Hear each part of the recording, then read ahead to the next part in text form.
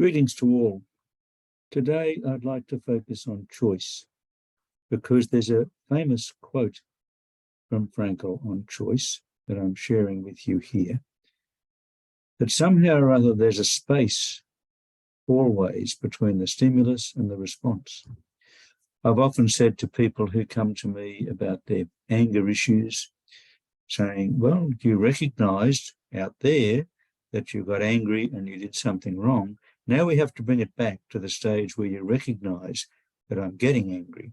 There's a space, even if it's small, between stimulus and response, and we choose.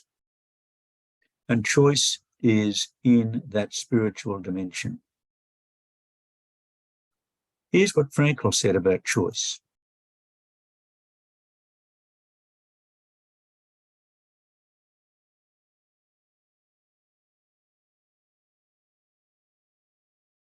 Dr. Frankl, what is the difference between people who are able to pick themselves up, get over life's problems, and those who are not? The decisive factor is decision, the freedom of choice, the freedom to come up with a decision. It should be, I would like to become this way or another, in spite of conditions that should only seem to fully determine my behavior. I wish to act freely as a responsible being, which is a human being. I wish to act in accord with heredity and environment, owing what I become to them, but also, if need be, in spite of the worst conditions. That's quite a challenge for some of us, because to make a choice in spite of the worst conditions is very difficult. I recognise that. But it is that spiritual choice. There's a lot being written these days about artificial intelligence, and I found this just recently, where there is a frightening development. In fact, Geoffrey Hinton resigns from Google, warning of dangers. People are saying it'll change healthcare, but it's dangerous. Now, what does that mean? Well, why did Hinton resign? He said some of the developments are quite scary.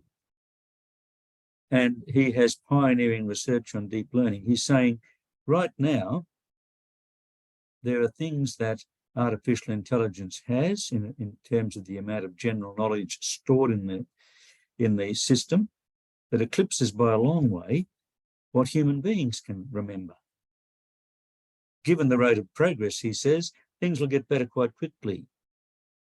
He's saying right now, they're not more intelligent than us, as far as he can tell, but they may soon be.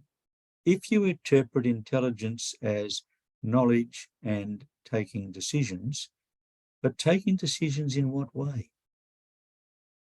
He's saying what frightens him is that, you know what, they might be used for bad things.